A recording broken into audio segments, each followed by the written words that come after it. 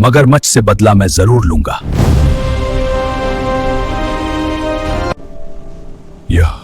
ये मेरे बच्चे की हड्डियां कैसे हो सकती हैं? लेकिन उसी समय चमक दमक मछली धीरे धीरे तैरती हुई बोली, बादशाह जी, मैंने सब कुछ अपनी आंखों से देखा है। ये हड्डियां आपके बच्चे की नहीं बल्कि किसी और जानवर की हैं। आपका बच्चा अभी जिंदा है।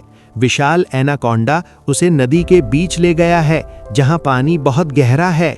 शेर की आंखों में आग भड़क उठी, साथ ही उम्मीद की चमक भी जाग गई और वो बोला, अगर मेरा बच्चा जिंदा है तो मैं नदी के बीच तक जरूर पहुंचूंगा।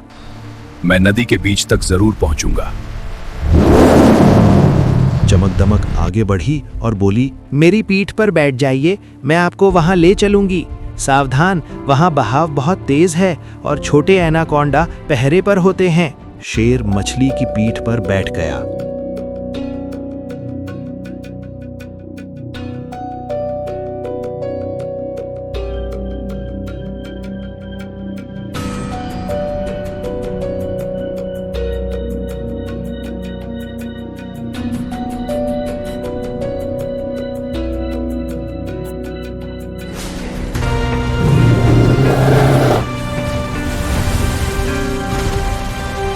नदी का बहाव इतना तेज था कि कई बार शेर का पंजा फिसला, लेकिन उसने मजबूती से खुद को थामे रखा।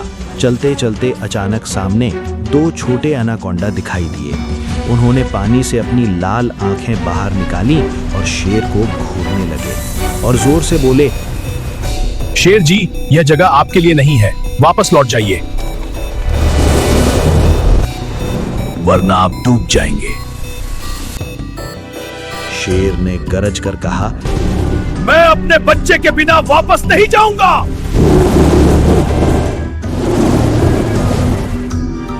चमक दमक ने तेजी से मोड़ लिया और तेज बहाव के खिलाफ शेर को नदी के बीच तक ले गई। आखिरकार शेर ने देखा कि नदी के बिल्कुल बीच में एक छिपी हुई जगह थी जहां बड़ा विशाल एनाकोंडा मौजूद था और उसके पास शेर का नन्हा बच्चा जिंदा बैठा रो रहा था। शेर का दिल तेजी से धड़कने लगा। वो खुशी से दहाड़ा, बेटा, मैं आ गया हूं। तभी बड़ा विशाल एनाकोंडा पानी के अंदर से उभरा। उसके तेज दांत चमक रहे थे और वो बोला, शेर, देखते हैं किसका खून ज्यादा गर्म है, तेरा या मेरा।